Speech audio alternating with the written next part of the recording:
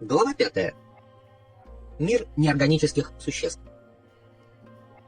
Верный своему согласию ждать, пока Дон Хуан сам решит продолжить свои объяснения сновидения, я обращался к нему за советом только в случае крайней необходимости.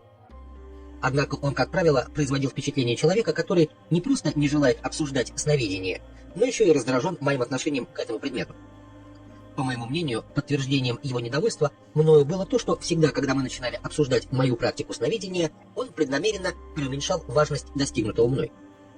В то время самой важной чертой моей практики стали постоянные свидетельства в пользу существования живых неорганических существ.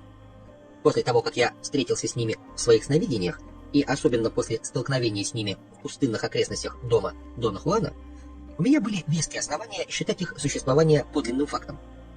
Но все эти случаи возымели на меня обратное действие. Я упрямо и яростно отрицал возможность их существования.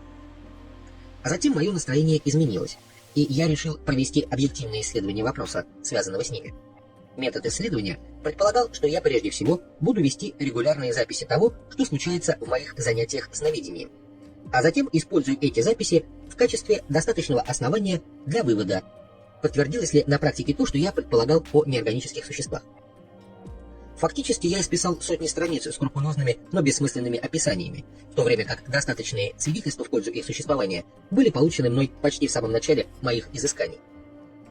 Несколько занятий оказалось достаточно, чтобы выяснить, что как бы случайная рекомендация Дона Хуана прекратить рассуждать и предоставить неорганическим существам возможность приблизиться ко мне была в действительности тем самым способом, который использовали маги прошлого для того, чтобы привлекать их. Предоставив мне возможность убедиться в этом на собственном опыте, Дон Хуан просто-напросто следовал своему методу обучения магии. Он снова и снова повторял, что очень трудно заставить наше эго покинуть оборонительные рубежи. Этого возможно достичь только с помощью практики. Одной из сильнейших оборонительных линий эго является не что иное, как наша рациональность. И она не только является одним из самых стойких барьеров на пути к обладанию магическими умениями и теорией, но еще и наиболее опасным по своим проявлениям. Дон Хуан верил, что существование неорганических существ является фактом, способным сильно поколебать нашу рациональность. В своей практике сновидения я придерживался установленного распорядка, от которого не отклонялся ни на один день. Вначале моей целью было наблюдение всех доступных объектов в моих снах, затем изменение снов. Я наблюдал день ото дня целые вселенные различных деталей предметов. Как-то раз я заметил, что мое внимание сновидения начало убывать, и мои занятия заканчивались либо тем, что я засыпал и видел обычные сны, в которых я вообще не был способен управлять вниманием, либо тем, что я просыпался и не мог больше заснуть вообще. Однако время от времени в моих сновидениях появлялся поток чужеродной энергии, как определял его Дон Хуан, называя его также лазутчиком. Его предостережение относительно лазутчиков помогло мне быть бдительным и правильно использовать свое внимание сновидения. Первый раз я столкнулся с чужеродной энергией, когда мне снилось, как я делал покупки в универмаге. Я переходил от прилавка к прилавку, разыскивая антикварные предметы. В конце концов, я нашел то, что искал. Несоответствие между универмагом и поиском произведений древнего искусства было столь очевидным, что я тихонько посмеивался, но как только я нашел одно такое произведение, я сразу же забыл об этой нелепости. Этот предмет представлял собой рукоятку трости. Продавец сказал мне, что она была изготовлена из иридия, который он называл одним из самых твердых веществ в мире. Рукоятка была украшена резьбой с изображением головы и плеч обезьяны. Но мне показалось, что она сделана из нефрита. Продавец был очень возмущен, когда я намекнул, что это, скорее всего, нефрит, и, чтобы продемонстрировать свою правоту, он изо всей силы бросил предмет на цементный пол. Он не разбился, но стал подскакивать как мяч, а затем уплыл прочь, вращаясь как фрисби. Я последовал за ним. Он скрылся за деревьями. Я побежал, чтобы найти его, и обнаружил его увязшим в земле. Он превратился в необычайно прекрасную, надлежащей длинной трость темно-зеленого цвета с переходом в черный. Я захотел взять ее себе. Я ухватился за нее и начал с силой отрывать от земли, пока кто-нибудь не появился поблизости. Но как я ни старался, я не мог сдвинуть ее с места. Я боялся, что сломаю ее, если буду пытаться вырвать из земли, расшатывая из стороны в сторону. Поэтому я начал раскапывать землю вокруг нее голыми руками. По мере того, как я продолжал копать, она таяла на глазах, пока на ее месте не осталась только лужица зеленой воды. Я уставился взглядом в воду, внезапно мне показалось, что она взорвалась. она превратилась в белый пузырь, который затем исчез. Мой сон продолжался дальше, с новыми образами и деталями, которые ничем не выделялись, хотя и были совершенно отчетливы. Когда я рассказал Дону Хуану об этом сновидении, он сказал: «Ты встретился с лазутчиком. Лазутчики часто встречаются и в обычных снах. Странно, но сны сновидящих характеризуются отсутствием лазутчиков. Когда они появляются, их легко обнаружить по сопутствующей им необычности и несоразмерности». «О какой несоразмерности ты говоришь, Дон Хуан?» «Их присутствие окружено нелепостями. Во сне многое нелепо. Только в обычных снах вещи бессмысленные. Я бы сказал, что это происходит именно так вследствие большого количества лазутчиков, присутствующих в них. Их много, потому что обычные люди склонны сильнее ограждать себя от неизвестного». «Ты знаешь, почему это так, Дон Хуан?» «По-моему, все определяется балансом сил. Среднестатистический человек вынужден воздвигать необычайно прочные барьеры, чтобы защитить себя от натиска враждебных влияний. Например, такие барьеры, как беспокойство о себе. Но чем крепче препятствие, тем мощнее нападение. В отличие от них, сновидящие воздвигают меньше барьеров и поэтому привлекают меньше лазутчиков в свои сны. В снах сновидящих бессмысленные вещи отсутствуют, возможно для того, чтобы сновидящие легко обнаруживали присутствие лазутчиков. Дон Хуан посоветовал мне быть очень внимательным и замечать все доступные наблюдению детали моих снов. Он даже заставил меня повторить вслух эти свои слова. «Ты сбиваешь меня с толку», — сказал я. «Ты то не хочешь ничего слышать о моем сновидении, то хочешь. Есть ли какая-то систематичность в твоих отказах и согласиях?» «Конечно же, за всем этим стоит некоторая система», — сказал он. «Быть может, ты когда-нибудь будешь поступать так же с другим сновидящим. Одни вопросы имеют ключевое значение, потому что связаны с духом. Другие совершенно не имеют значения по причине нашего индульгирования. Первый лазутчик, которого ты обнаружил, теперь будет присутствовать всегда в любой форме, даже в виде иридия. Кстати, что такое иридий?» «Точно не знаю», — искренне сказал я. «Вот тебе и на. А что ты скажешь, если окажется, что это одно из самых прочных веществ в мире?» Глаза Дона Хуана сияли от восторга, пока я нервно хихикал от абсурдности его последней реплики, которая, как я узнал впоследствии, в действительности была истиной. Начиная с этого времени, я стал замечать присутствие несуразных предметов в своих сновидениях.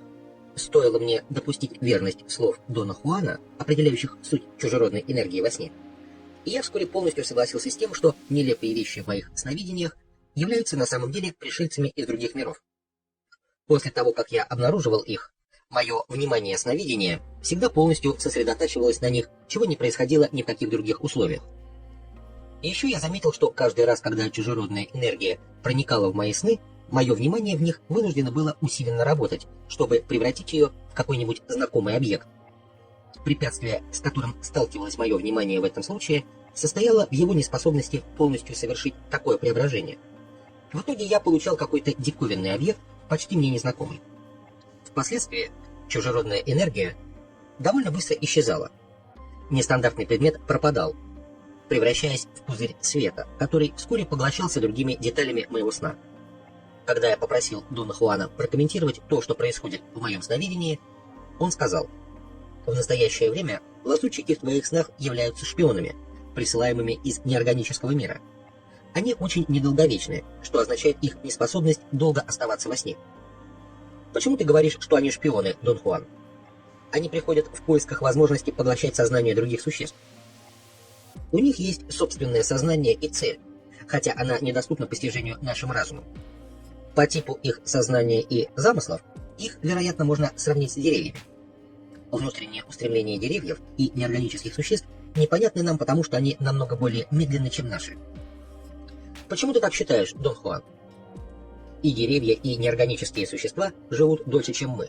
Они созданы, чтобы пребывать неизменными. Они неподвижны, но в то же время они заставляют все двигаться вокруг себя.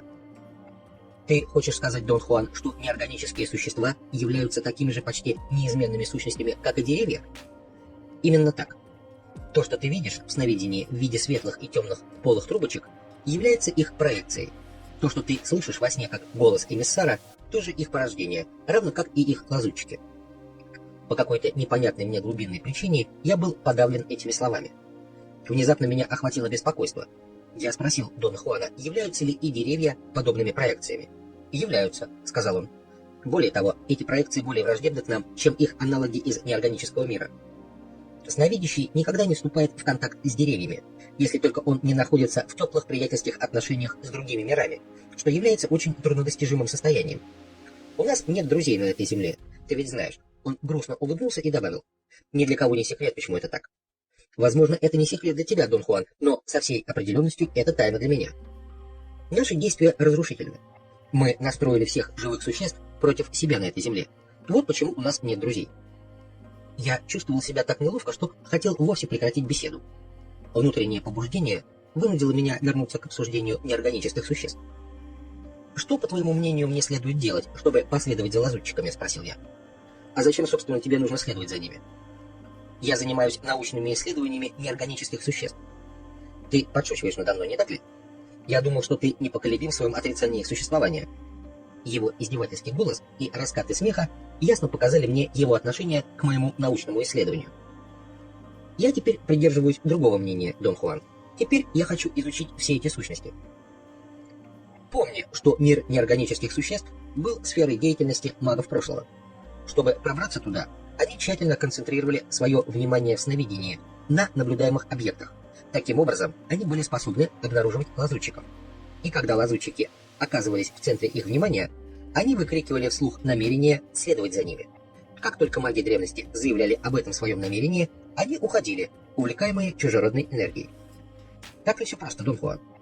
Он не ответил. Он только засмеялся, глядя на меня, как бы приглашая меня сделать то, о чем он рассказал. Работая дома, я устал искать истинный смысл слов Дона Хуана. Я упрямо не желал следовать тому, что он мог бы назвать рабочим методом. После того, как я отбросил и идеи, и терпение, я однажды потерял бдительность. В тот раз я видел во сне рыбу, озадачившую меня тем, что она внезапно выскочила из озера, возле которого я прогуливался. Она забилась у моих ног, затем полетела как птица и села на ветку, по-прежнему оставаясь рыбой. Картина была такой непривычной, что мое внимание сновидения оживилось. Я сразу же понял, что это лазутчик. Секунды позже, когда рыба-птица превратилась в точку света, я крикнул о своем намерении последовать за ней и отправился в иной мир точно так, как говорил об этом Дон Хуан. Я, как легкое насекомое, пролетел сквозь нечто, казавшееся темным туннелем. Ощущение туннеля внезапно прекратилось. Было так, как будто я был выдут из трубы и по инерции шнапнулся на огромную глыбу какого-то вещества. Я почти касался ее. Я не видел ей конца во всех направлениях, доступных моему взору. Все это так сильно напоминало мне научно-фантастические фильмы, что я был полностью уверен, что эта панорама возникла в моем спящем сознании. А почему бы и нет? Я считал, что происходящее со мной всего лишь сон. Я решил рассмотреть все детали этого сна. То, что я мог видеть, представляло собой подобие исполинской губки. Оно было пористым и покрытым углублениями. Я не мог прикоснуться к нему, но оно выглядело твердым и волокнистым. Оно было темно-коричневого цвета. Затем у меня проскользнуло сомнение в том, что все это немое нагромождение мне просто снится. То, что я видел, не изменяло своих очертаний. Оно не двигалось. При пристальном всматривании у меня создалось впечатление чего-то реального, но полностью неподвижного. Это все где-то находилось и так приковывало к себе мое внимание, что я не мог оторваться для осмотра других объектов, включая себя. Какая-то удивительная сила, с которой я никогда раньше не сталкивался в сновидениях, парализовала меня. Затем я ясно ощутил, что масса высвободила мое внимание. И теперь все мое сознание сосредоточилось на лазутчике, который привел меня сюда. Он выглядел как светлячок в темноте, кружась надо мной и вокруг меня.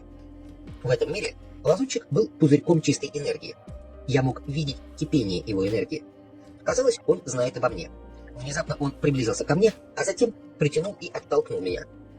Я не чувствовал его прикосновения, но знал, что он касается меня. Это ощущение было изумительным и новым для меня, будто какая-то часть меня, не присутствующая там, была возбуждена этим прикосновением. Волны энергии проходили по ней одна за другой. Начиная с этого момента, все в моем сне начало становиться все более реальным. Мне с трудом удавалось помнить, что я нахожусь в сновидении. К этому затруднению примешивалось чувство уверенности в том, что, касаясь меня, лазутчик осуществляет энергетический контакт со мной. В тот момент, когда казалось, что он притягивает или отпихивает меня, я знал, что он от меня хочет. Сначала он втолкнул меня в большое углубление в глыбе вещества, перед которой я находился. Как только я оказался там, я заметил, что внутренняя поверхность была так же равномерно пористой, как и внешняя, но выглядела не так грубо, будто ее неровности были отшлифованы. То, что я рассматривал снаружи, имело структуру, напоминающую что-то похожее на увеличенное изображение пчелиного улья. Во всех направлениях расходились бесчисленные туннели всевозможных очертаний. Некоторые из них вели вверх, другие вниз. Были также идущие налево и направо. Они образовывали всевозможные углы друг с другом, направляясь один выше, другой ниже, будучи наклоненными более или менее покато. Свет был очень тусклым, но все было отчетливо видно. Тоннели выглядели оживленными и сознательными. Они кипели. Я пристально взглянул на них и с удивлением понял, что вижу их. Это были энергетические волокна. Как только я это постиг, голос эмиссара из сновидения зазвучал в моих ушах так громко, что я не мог разобрать ничего им сказанного. «Говори тише!» — завопил я нетерпеливо, замечая, что во время произнесения мною слов туннели исчезают из виду, а я погружаюсь в вакуум, где могу только слышать. Эмиссар понизил голос и сказал: «Ты находишься внутри неорганического существа. Выбери себе любой из туннелей, и ты сможешь жить в нем вечно». Голос смолк на мгновение, а затем прибавил: «Разумеется, если ты хочешь этого». Я не мог заставить себя вымолвить хоть несколько слов. Я боялся, что любое мое утверждение может быть понято в смысле противоположном тому, который я в него вкладываю. «В этом для тебя есть бесчисленные преимущества», — продолжал голос эмиссара. «Ты можешь жить в любых туннелях, какие пожелаешь. И в каждом ты сможешь узнать что-то новое. Маги прошлого жили там и научились многим удивительным вещам. Не пользуясь никакими органами чувств, я ощутил, что лазутчик подталкивает меня сзади. Казалось, он хочет, чтобы я двигался вперед. Я направился в туннель, находящийся рядом справа от меня. Как только я очутился в нем, я как-то осознал, что не иду по нему, я кружился в нем, летел. Я был пузырьком энергии, подобно самому лазутчику. Голос эмиссара снова зазвучал в моих ушах. «Да, ты всего лишь пузырек энергии», — произнес он. И хотя я сам знал это, я почувствовал громадное облегчение. «Ты паришь внутри одного из неорганических существ», — продолжал он. «Лазутчик хочет, чтобы ты двигался в этом мире именно таким образом. Когда он прикоснулся к тебе, он изменил тебя навсегда. Теперь ты, по сути, один из нас. Если желаешь остаться здесь, просто вырази свое намерение». Эмиссар прекратил говорить, и вид туннеля снова предстал передо мной. Но когда он заговорил снова, что-то изменилось. Я не терял из виду этого мира и все же мог одновременно слышать голос эмиссара. «Древние маги научились всему, что они знали о сновидениях, пребывая здесь, среди нас», — сказал он. Я собирался спросить, научились ли они этому всему, просто живя внутри этих туннелей, но прежде чем я произнес свой вопрос, эмиссар ответил мне. «Да, они узнали все, просто пребывая подолгу внутри неорганических существ», — сказал он. «Чтобы жить внутри них, магам прошлого требовалось всего лишь сказать о том, что они желают этого. Точно так же, как для того, чтобы попасть сюда, тебе требовалось только громко и отчетливо выразить вслух свое намерение». Лазутчик толкнул меня вновь, давая понять, что я могу продолжить движение. Я засомневался, и тогда он сделал что-то эквивалентное такому силовому воздействию, от которого я полетел по бесконечным туннелям, как пуля. В конце концов, я остановился, потому что остановился лазутчик. На какое-то мгновение мы зависли. Затем мы провалились в вертикальный туннель. Но я не почувствовал, что направление движения существенно изменилось. Что касается моих ощущений, то я по-прежнему чувствовал, что двигаюсь вдоль поверхности. Мы меняли направление движения множество раз, но в каждом случае мои ощущения были похожими. Я начал было уже формулировать мысль о своей неспособности чувствовать, куда я двигаюсь, вверх или вниз, когда вдруг зазвучал голос эмиссара. «Мне кажется, что тебе будет приятнее медленно ползти, а не лететь», — сказал он. «Можешь также попробовать перемещаться, как паук или муха, прямо, вверх или вниз, или вверх ногами». Внезапно я приземлился. Было похоже на то, что из невесомой пылинки я вдруг превратился во что-то тяжелое, тем самым ощутив почву под собой. Я не мог больше видеть стен туннелей, но эмиссар был здесь же и в более удобном положении, перемещаясь рядом со мной. «В этом мире тебе не обязательно все время быть связанным тяготением», — сказал он. Конечно, я и сам мог это понять. «Тебе здесь также не нужно и дышать», — продолжал его голос. «И только для своего удобства ты продолжаешь пользоваться зрением, по привычке делай это так же, как и в твоем мире». Казалось, что эмиссар решал, продолжить ли ему говорить дальше. Он прокашлялся, в точности как человек, собирающийся начать говорить, и произнес: «Зрение – главный источник информации, поэтому сновидящий всегда говорит о своих ощущениях во сне, пользуясь терминами зрения». Лазутчик втолкнул меня в туннель направо. Он был несколько темнее других. Вопреки моему здравому смыслу, он показался мне более уютным, чем другие, более мирным и более знакомым. Мой ум пронзила мысль о том, что я был подобен этому туннелю, или он мне. «Вы уже встречались раньше», — произнес голос эмиссара. Что это значит? Сказал я. Я понял его слова, но не знал, что он имеет в виду. Вы когда-то боролись друг с другом, и поэтому сейчас каждый из вас содержит энергию другого. Я подумал, что в голосе эмиссара слышится злая нотка или даже сарказм. «Нет, это не сарказм», — сказал эмиссар. «Я рад, что у тебя есть среди нас сородичи». «Что ты подразумеваешь под сородичами?» — спросил я. «Обмен энергией означает родство», — ответил он. «Энергия подобна крови». Я потерял дар речи. Я ясно ощутил, как во мне шевельнулся страх. «Страх — это нечто несвойственное этому миру», — сказал эмиссар. Из всего, что он сказал, только это было не совсем точным. На этом мое сновидение закончилось. Я был так ошарашен яркостью увиденного, поразительной ясностью и последовательностью сказанного эмиссаром, что не мог дождаться момента, чтобы рассказать обо всем Дон Хуану. Меня удивило и насторожило то, что он не захотел слушать меня. Он так ничего и не сказал, но я догадывался, что он считал все случившееся моим собственным индульгированием. «Почему ты так ведешь себя со мной?» — спросил я. «Ты чем-то недоволен?» «Нет, я всем доволен», — сказал он. «Дело в том, что я не могу говорить об этой стороне твоего сновидения. Это исключительно твое личное дело. Я сказал тебе, что неорганические существа реальны. Теперь ты сам обнаруживаешь, насколько они реальны. Но то, что ты извлечешь из этого открытия, это уже твое дело, твое личное дело. Когда-нибудь ты поймешь, почему я оставался в стороне». «Но неужели ты не можешь ничего сказать мне об этом сне?» — настаивал я. «Я могу сказать только, что это было не сновидение, это было путешествие в неизведанное. Добавлю к тому же, что это было необходимое путешествие, но сугубо личное». Затем он сменил тему разговора и принялся объяснять другие аспекты своего учения.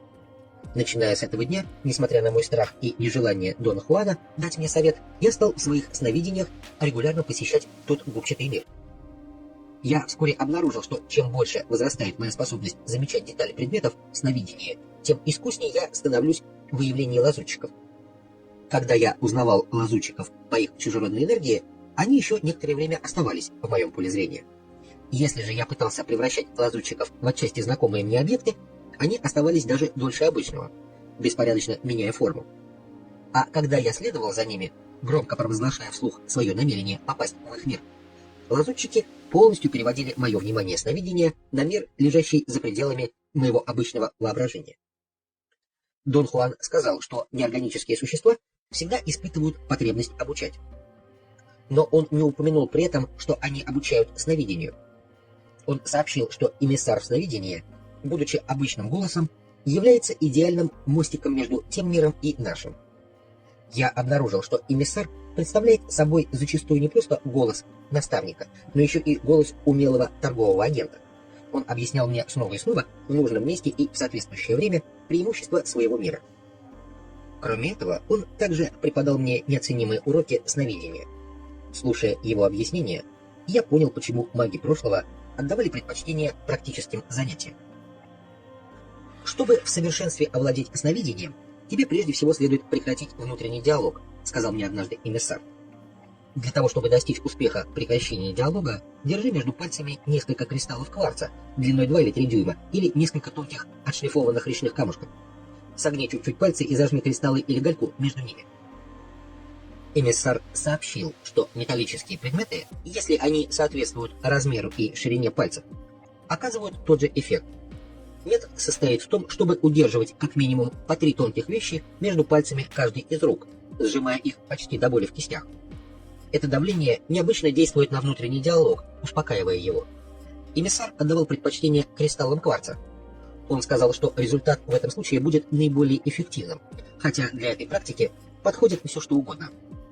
Если ты засыпаешь в состоянии полного спокойствия, это гарантирует тебе идеальное вхождение в сновидение, сказал однажды голос эмиссара. Это способствует также развитию внимания в сновидении. Сновидящий должен носить золотое кольцо, сказал мне эмиссар в другой раз. Лучше, чтобы оно было чуточку тесным для пальца. Объяснения эмиссара в связи с этим сводились к тому, что кольцо служит в качестве моста для возвращения обратно на поверхность обычного мира из сновидения или погружения из состояния нормального сознания в мир неорганических существ. «Как работает этот мост?» — спросил я, не понимая, что подразумевает аналогия с мостом, которой воспользовался эмиссар. «Мост получается там, где палец соприкасается с кольцом», — сказал эмиссар. «Если сновидящий приходит в мой мир, имея на пальце кольцо, Оно привлекает и сохраняет энергию моего мира. В случае необходимости кольцо отдает ее в палец пришедшего, и эта энергия возвращает сновидящего обратно в его мир. Давление, производимое кольцом на палец, хорошо служит также для гарантии того, что сновидящий вернется в свой мир. Благодаря этому давлению он постоянно ощущает знакомое прикосновение к пальцу.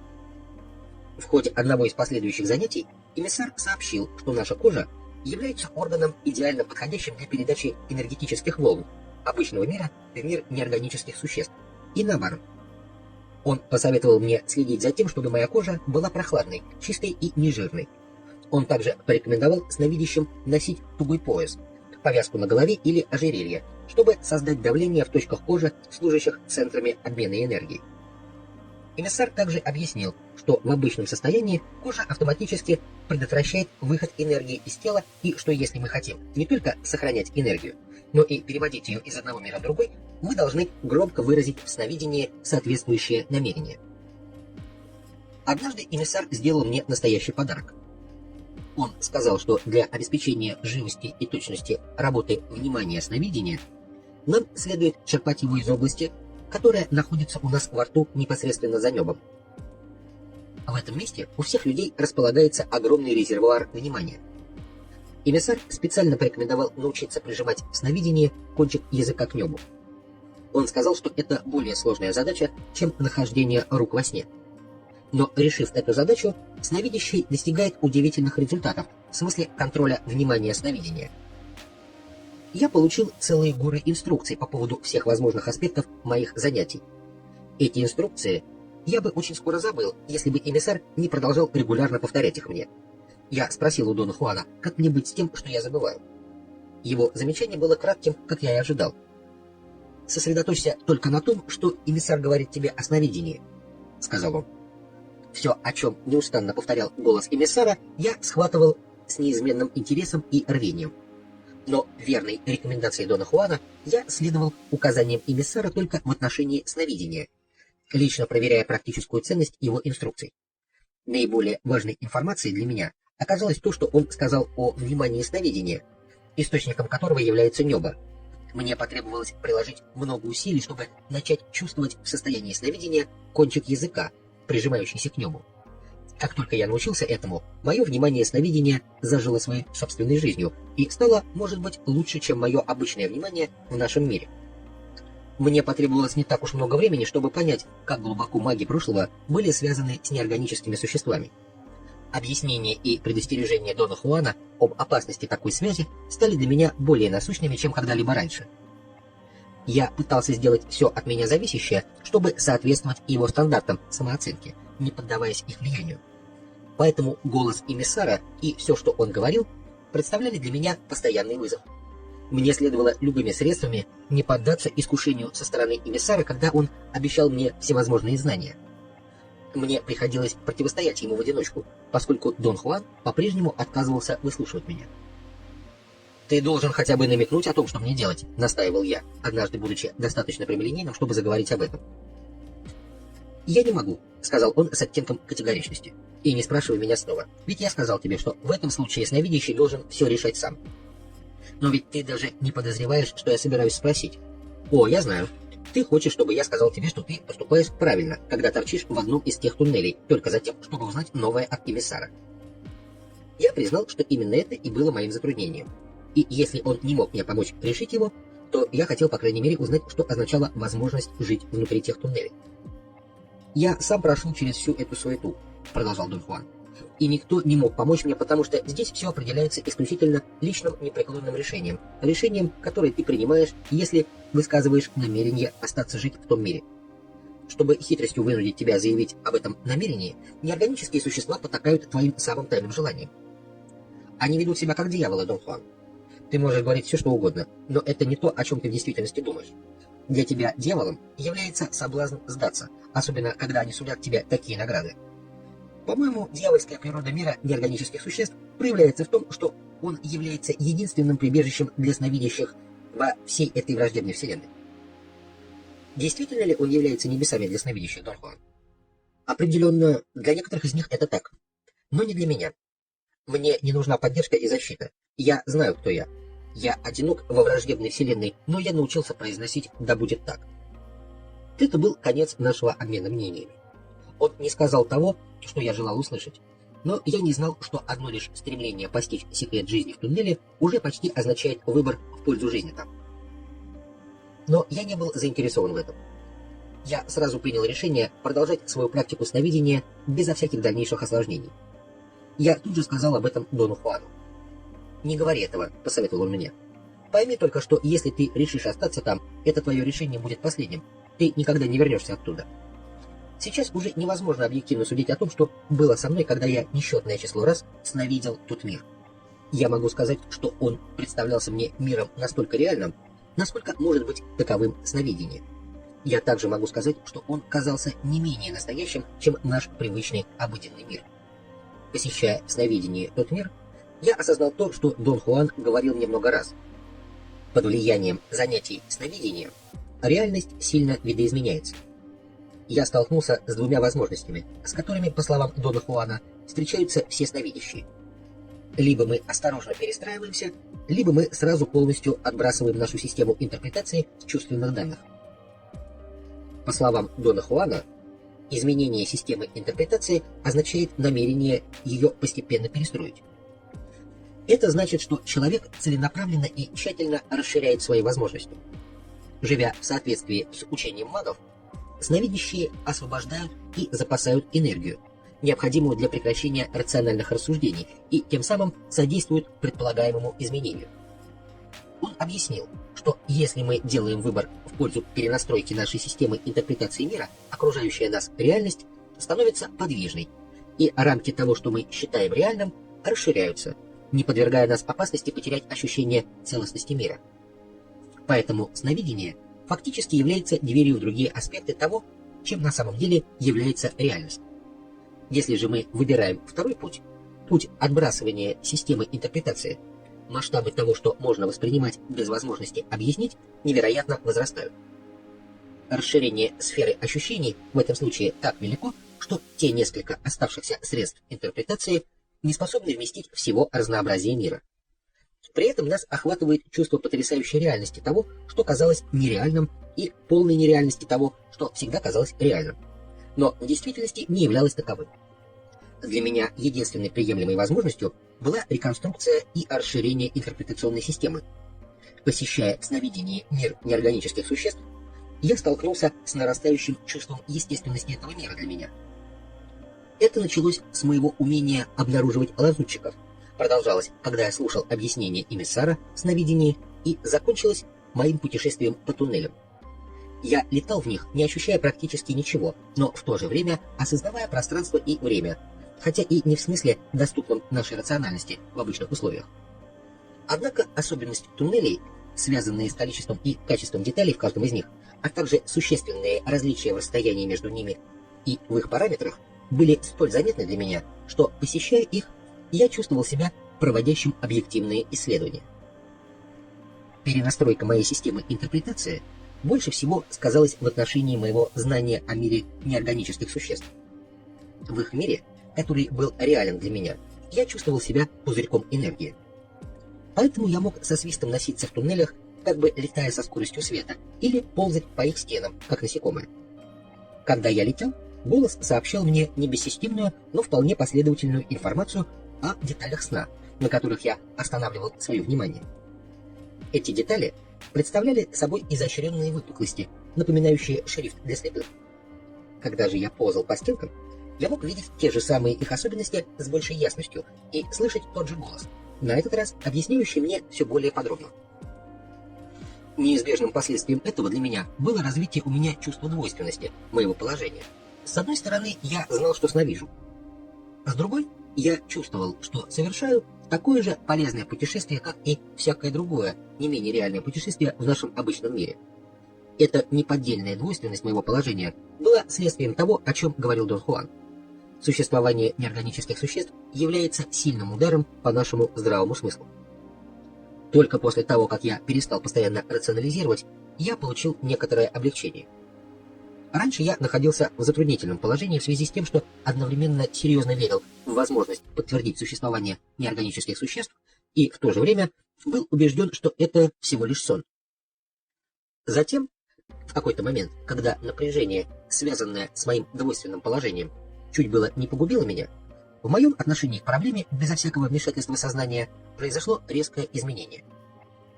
Дон Хуан подтвердил, что мой энергетический уровень, постоянно возрастая, однажды достиг порогового значения, позволив мне больше не принимать во внимание мнения и предрассудки о природе человека, реальности и наших ощущений.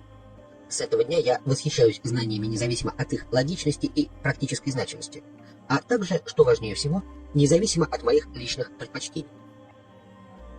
Когда мое научное исследование неорганических существ утратило для меня интерес новизны, Дон Хуан сам поднял вопрос о моих путешествиях в состоянии сновидения. Он сказал: «Я не думаю, что ты осознаешь, как часто ты встречаешься с неорганическими существами». Он был прав. Я никогда не затруднял себя размышлениями на эту тему. Я признался в том, что это весьма странная оплошность. «Это не оплошность», — сказал он. «Это мир по своей природе, способствует распространению скрытности. Неорганические существа окутывают себя тайной, тьмой. Подумай об их мире. Он остается неподвижным, постоянно притягивая нас к себе, как свет или огонь привлекает мошкару. Есть нечто, о чем эмиссар до сих пор не решился тебе сказать. Неорганические существа охотятся за нашим сознанием или сознанием любых других существ, которые попадаются в их сети. Они дают нам знания, но дорогой ценой, ценой наших жизней». «Ты хочешь сказать, Дон Хуан, что неорганические существа подобны рыбакам?» «Именно так. Когда-нибудь эмиссар покажет тебе людей или некоторых иных существ, которые увязли в их мире. Мне следовало бы испугаться или испытать чувство отвращения». Сообщение Дона Хуана глубоко задело меня, но моей реакцией было скорее нескрываемое любопытство. Я еле сдерживался от нетерпения. «Неорганические существа не могут никого заставить остаться у себя», — продолжал Дон Хуан. «Жизнь в их мире — добровольное дело. Но они способны обратить в рабство каждого из нас, потворствуя нашим желаниям, балуя и развлекая нас.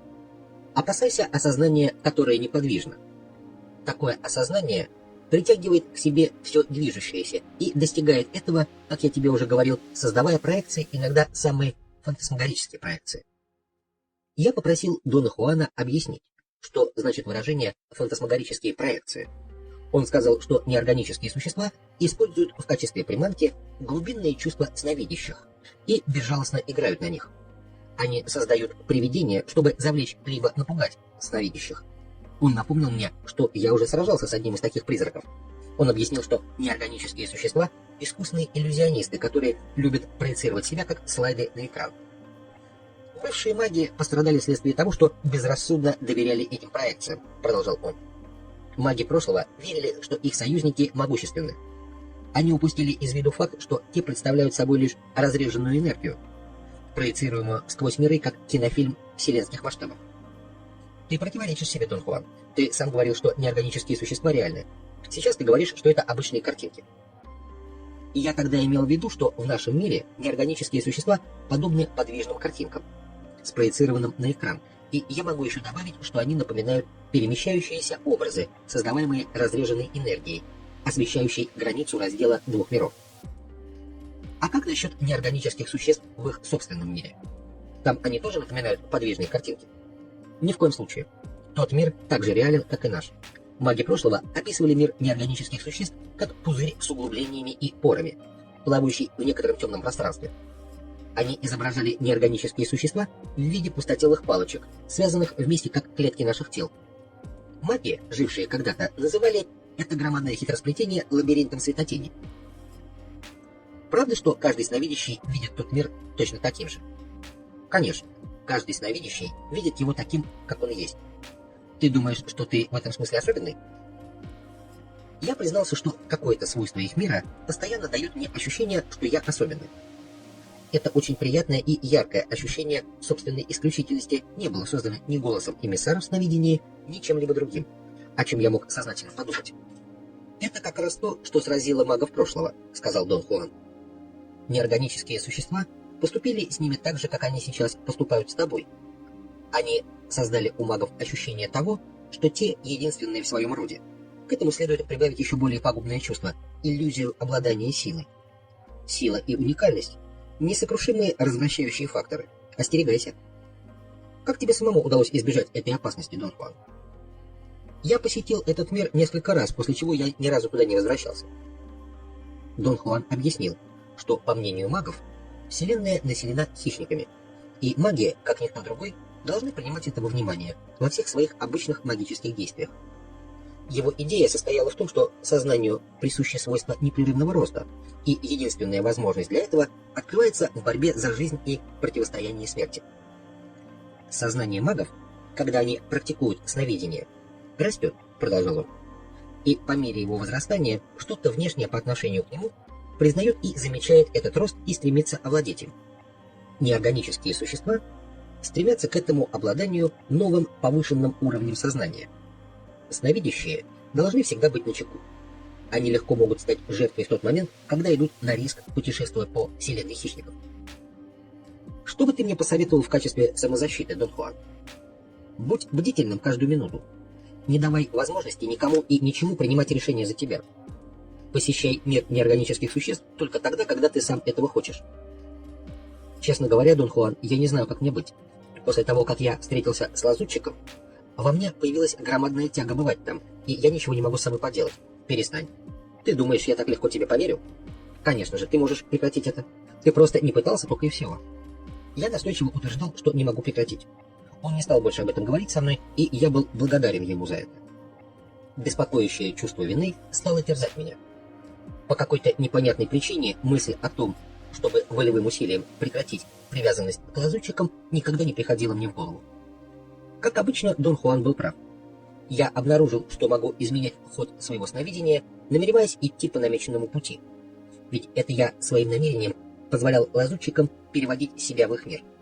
Вполне возможно, что если бы я сознательно сформулировал намерение сделать обратное, мое сновидение продолжалось бы в ином направлении. С дальнейшей практикой моя способность управлять намерением при путешествии в мир неорганических существ чрезвычайно развилась. Возрастание способности управлять намерением положительно отразилось на контроле моего внимания сновидения. Этот дополнительный контроль прибавил мне уверенности в себе. Я чувствовал, что могу путешествовать безнаказанно, потому что могу прекратить путешествие в любой момент, когда этого захочу. «Твоя уверенность меня очень пугает», — сказал Дон Хуан, когда я по его просьбе сообщил ему о своих новых достижениях в контроле своего внимания сновидения. «Почему она тебя пугает?» — спросил я. Я был абсолютно уверен в практической важности того, что открыл. «Потому что это уверенность глупца», — сказал он. «Я собираюсь рассказать тебе одну уместную в данном случае историю о магах. Я не был свидетелем этих событий сам, но учитель моего учителя, Нагваль Элиас, видел это все своими глазами. Дон Хуан сказал, что Нагваль Элиас и любовь всей его жизни, женщина-маг по имени Амалия, в свои молодые годы однажды затерялись в мире неорганических существ. Я никогда не слышал, чтобы Дон Хуан рассказывал о том, что у мага может быть любовь на всю жизнь. Его слова удивили меня. Я спросил его, в чем здесь дело. В этом нет противоречия. Я просто все это время воздерживался от рассказов о любви магов, сказал он. Ты был так пресыщен любовью в течение всей твоей жизни, что я хотел дать тебе передышку. Итак, слушай.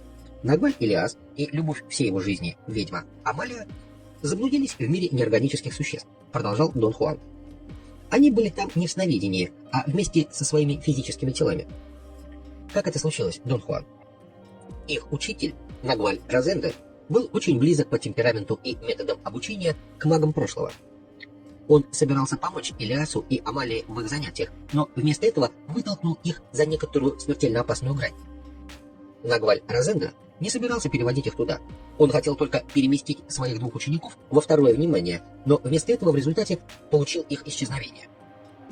Дон Хуан сказал, что не собирается углубляться в детали этой длинной и запутанной истории. Он собирался только рассказать мне, как они затерялись в том мире. Он заявил, что просчет Нагваля Розенде состоял в его предположении, что неорганические существа нисколечко не интересуются женщинами. Его точка зрения была правильной и основывалась на знании магов о том, что Вселенная по своей природе соответствует преимущественно женскому началу, и что мужское начало, проистекающее из женского, имеется в незначительном количестве и поэтому является объектом зависти. Дон Хуан отклонился от темы и объяснил, что, вероятно, неоправданное господство мужчин на нашей планете связано как-то с этой нехваткой мужского начала. Я хотел, чтобы он развил свою точку зрения дальше, но он продолжал рассказывать начатую историю. Он сказал, что Нагваль Розенда планировал дать Илиасу и Амалии наставление только в отношении второго внимания. Для этой цели он употребил стандартный прием магов прошлого. Он, находясь в сновидении, воспользовался лазутчиком, приказывая ему перевести своих учеников во второе внимание с помощью сдвига их точки сборки в соответствующее положение. Теоретически, сильный лазутчик мог переместить их точки сборки в нужное положение безо всякого труда, но Нагваль Розенда не принял в расчет хитрости неорганических существ. Лазутчик действительно изменил положение точек сборки учеников, но он поместил их точки в положение, откуда они могли быть легко перенесены в телесном облике в мир неорганических существ. «А разве возможно перемещение в физическом теле?» – спросил я. «Возможно», – подтвердил он. «Мы представляем собой энергию, которая принимает соответствующую форму и находится в нужном месте благодаря фиксации точки сборки в некотором определенном месте. Если это ее положение изменяется, то и форма, и местонахождение энергии изменяются соответственно. Для этого неорганическим существам нужно лишь поместить нашу точку сборки в необходимое место, и мы сразу превращаемся в пулю, ботинок, шляпу или во что угодно. Это может случиться с каждым из нас, Дон Хуан? Вполне. Особенно если вся суммарная полнота нашей энергии оказывается как раз подходящей. Очевидно, объединенная энергия Илиаса и Амалии была как раз тем, что неорганические существа не могли не заметить. Нельзя доверять этим существам. У них собственный ритм жизни, далекий от человеческого. Я спросил у Дона Хуана, что именно Нагваль Розенда предпринял, чтобы забросить своих учеников в тот мир. Я знал, что с моей стороны глупо об этом спрашивать, потому что Дон Хуан не обратит внимания на мой вопрос. К моему искреннему удивлению, он начал отвечать мне. «Последовательность действий ужасно проста», — сказал он. Он поместил своих учеников в небольшое закрытое место, во что-то типа стенного шкафа. Затем он вошел в сновидение, вызвал лазутчика из мира неорганических существ, выражая намерение встретиться с ним, а потом выразил намерение, предлагая лазутчику своих учеников. Естественно, что лазутчик принял этот дар и забрал их с собой в тот момент, когда они были беззащитными, занимаясь любовью в шкафу. Когда Нагваль открыл шкаф, их там уже не было. Дон Хуан объяснил, что традиция дарить своих учеников неорганическим существам была как раз тем, что частенько делали маги прошлого. Нагваль Розенда не собирался делать этого, но потерял бдительность вследствие своей необоснованной уверенности в том, что неорганические существа подвластны ему. «Магические действия очень опасны», — продолжал Дон Хуан. «Умоляю тебя быть очень внимательным. Не попадай под влияние своей идиотской самоуверенности». «А что случилось потом с Нагвалем Илиасом и Амалией?» — спросил я. «Нагвалю Розенда пришлось в телесном облике отправиться в тот мир и найти их», — ответил он. «И он их нашел?» «Да, нашел, затратив огромные усилия. Однако он так и не смог полностью вернуть их оттуда, поэтому эти двое молодых людей всегда оставались наполовину пленниками того мира». «Ты знал их лично, Дон Хуан?» «Конечно же, я знал их и, уверяю тебя, они были очень странными людьми».